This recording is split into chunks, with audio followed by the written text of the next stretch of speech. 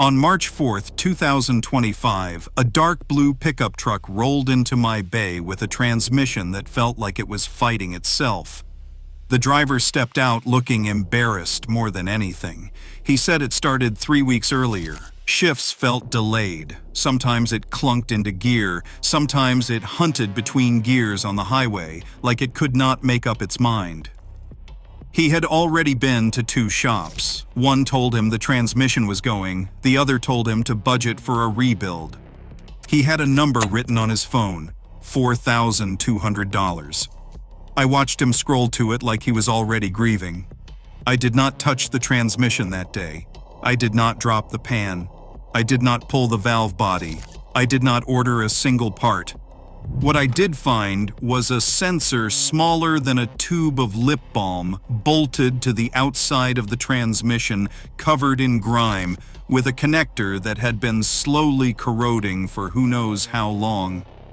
45 minutes later, that truck shifted perfectly, smooth, firm, and confident on every gear change. The driver sat in the passenger seat during the test drive and said nothing for about a block. Then he just laughed. That moment is why this video exists. Because the transmission sensor most drivers never hear about is quietly responsible for more unnecessary rebuilds, more misdiagnosed failures, and more wasted money than almost any other component in the drivetrain. And the reason it keeps destroying wallets is not because it is hard to fix. It is because almost nobody knows to check it first. I have been working on transmissions for over 20 years. I will tell you something that the repair industry rarely admits. Most transmissions that feel broken are not broken. They are confused. They are receiving bad data from a sensor that costs less than a dinner out. And they are making catastrophic decisions based on that data with complete mechanical confidence. The transmission does not know it is wrong. It just acts on what it is told. And when what it is told is garbage, the results feel exactly like an internal failure. This is the uncomfortable truth about modern automatic transmissions. They are not purely mechanical anymore. They are electromechanical systems controlled by a dedicated brain called the Transmission Control Module. That module receives data from multiple sensors and uses it to decide shift timing, shift pressure, torque converter lockup, and gear selection.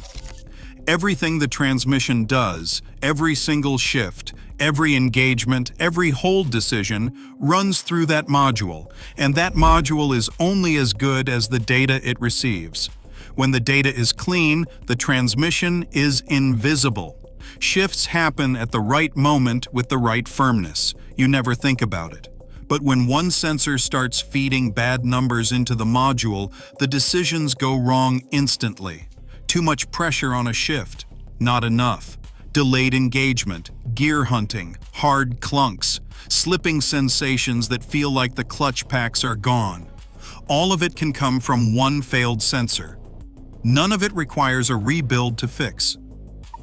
Here is the sensor nobody talks about. It is called the transmission output speed sensor, and in many vehicles it works alongside or in combination with the input speed sensor.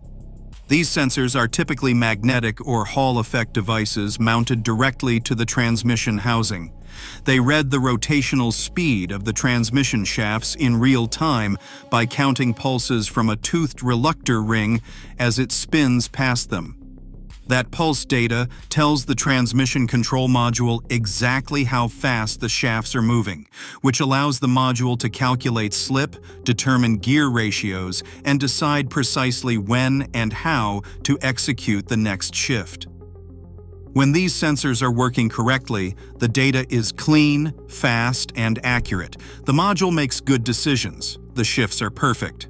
But when these sensors begin to fail, the data becomes erratic. Sometimes the pulse signal drops out completely for a fraction of a second.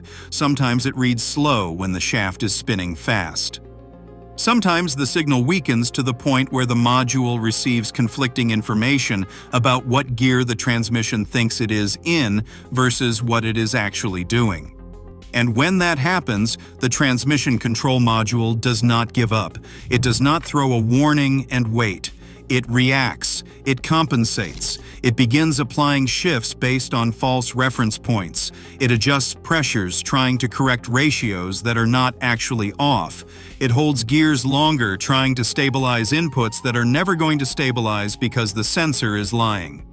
Every reaction makes the driving experience worse. And every reaction looks from the outside exactly like an internal mechanical failure. This is why shops misdiagnose it. The symptoms are nearly identical to worn clutch packs, failed solenoids, or a dying valve body. A generic scan will show shift adaptation errors, ratio implausibility codes, or speed sensor fault codes, which are easy to dismiss as secondary symptoms rather than the actual cause. The flat truth is that a shop running a quick diagnostic sweep without live data analysis will almost always point to the transmission itself before they consider a $20 sensor. That is not necessarily dishonesty. It is a pattern recognition failure. When something shifts badly, the default assumption is internal failure. The industry is built around that assumption. Transmission rebuilds are expensive, and they are profitable. A sensor replacement is not. So the inspection path that leads to a sensor is rarely the first one taken. But here is what I want you to understand. The output speed sensor and the input speed sensor failures follow a very specific pattern. They rarely fail catastrophically all at once. They drift. They degrade. A small amount of contamination builds up on the sensor tip, usually from transmission fluid breakdown or metallic debris in an aging unit. The magnetic field weakens slightly. Signal pulses become inconsistent. At first, the symptoms are subtle, a slightly delayed shift here, a momentary hesitation there. Easy to dismiss as normal variation or as the transmission being slow on a cold morning. Over weeks or months, the degradation continues. Shift quality gets progressively worse. The transmission control module keeps adapting, keeps trying to compensate, and the adaptation tables get further and further from their correct baseline. Eventually, what started as a slightly rough 2 to 3 shift turns into a transmission that feels like it is being driven by someone who has never driven a car before. Hard, unpredictable, lurching, slipping, hunting. All from a sensor that has been slowly telling the wrong story for months. Pay attention to adaptation behavior. I have seen this on vehicles with barely 60,000 miles. I have seen it on well-maintained trucks that had every service done on time. It does not discriminate. The sensor lives in a hostile environment, bathed in hot transmission fluid, exposed to vibration, heat cycling, and years of debris accumulation. It has a lifespan. And when it reaches that lifespan, the transmission pays the price. Remember lifespan. The frightening part is that in many vehicles, a failing speed sensor will not trigger a check engine light. The signal degradation can fall within a range that the module does not classify as a hard fault. It adapts around the bad data instead of flagging it. The driver gets no warning, no code, no light, just a transmission that slowly starts behaving like it is dying. And when it finally gets bad enough to generate a code, the code often points to a shift performance issue or a ratio fault rather than directly at the sensor itself. No warning. This is how people end up with quotes for full rebuilds on transmissions that are structurally sound. This is how components that have years of life left get thrown away because the real cause was never identified. So let me walk you through exactly what to look for and what to do before you spend a single dollar on anything else. If your transmission is shifting harshly, shifting late, slipping between gears, hunting on the highway, clunking into drive from a stop, or behaving inconsistently in ways that seem to come and go, start with the sensors before you start with the transmission. This is the filter. This is the step that separates a $200 fix from a $4,000 mistake. First, Get a professional-grade scan tool, or take it somewhere that uses live data. Not just code reading. Live data. You want to watch the output speed sensor signal and the input speed sensor signal in real time while the vehicle is moving.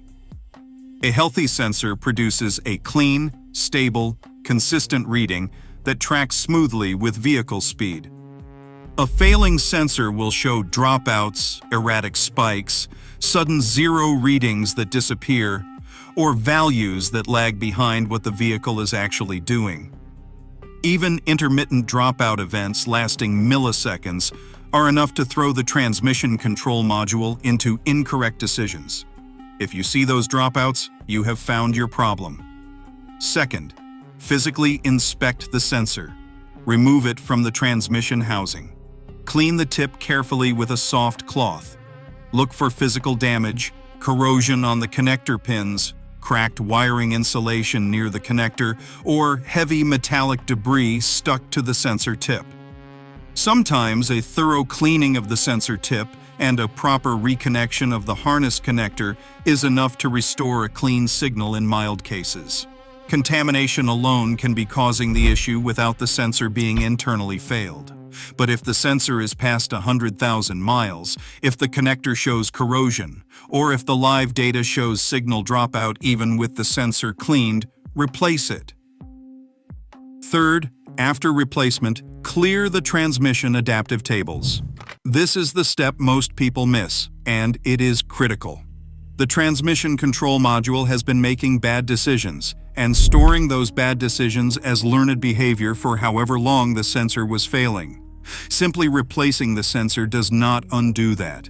The module needs to relearn from scratch using accurate data. The procedure varies by manufacturer. Some vehicles require a scan tool reset. Some relearns can be performed through a battery disconnect cycle done correctly.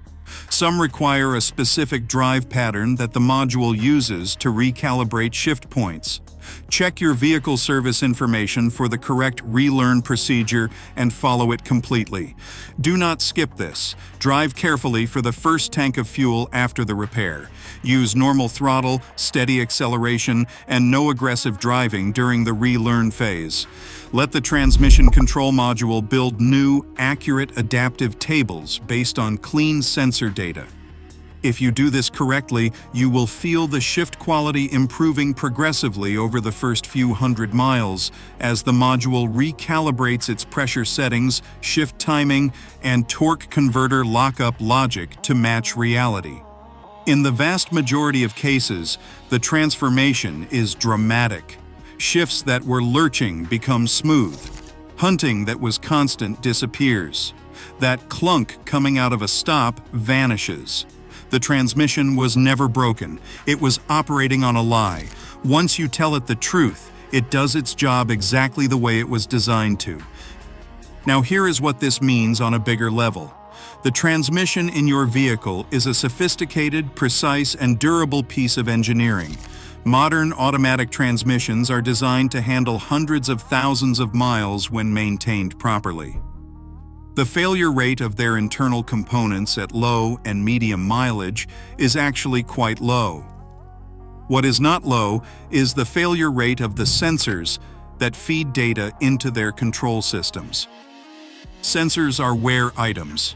They age in hostile conditions. They fail gradually and deceptively. And the industry has not caught up to the reality that sensor failure is now one of the leading causes of what gets classified as transmission failure. This is your advantage, because the gap between what the industry assumes and what is actually happening is where you save real money. Before any transmission ever gets pulled from a vehicle in my shop, every sensor in the system gets verified with live data. Every connector gets inspected. Every adaptive table gets reviewed. That process has saved my customers hundreds of thousands of dollars over the years. It will save you too, but only if you know to demand it. The next time a shop quotes you a transmission rebuild, ask them one question. Have you verified the output speed sensor and the input speed sensor with live data? Watch their reaction. If they cannot answer confidently, if they start talking about feel and drive patterns without mentioning signal data, walk out. Because the fix for what is destroying your transmission might be sitting right on the outside of the case, accessible with a socket wrench, available at any parts store, and waiting to be found by someone who knows where to look. Your transmission is not dying nearly as often as you are being told. It is confused, and confusion is a problem you can actually solve. If this changed how you think about transmission problems, hit like, so other drivers see it before they write a check they should never have to write. Subscribe if you want more mechanic-level knowledge that puts you in control instead of at the counter. And drop a comment if you have ever been quoted for a transmission repair that turned out to be something far smaller. Those stories matter because the most expensive transmission job is the one that gets done when it never needed to happen at all.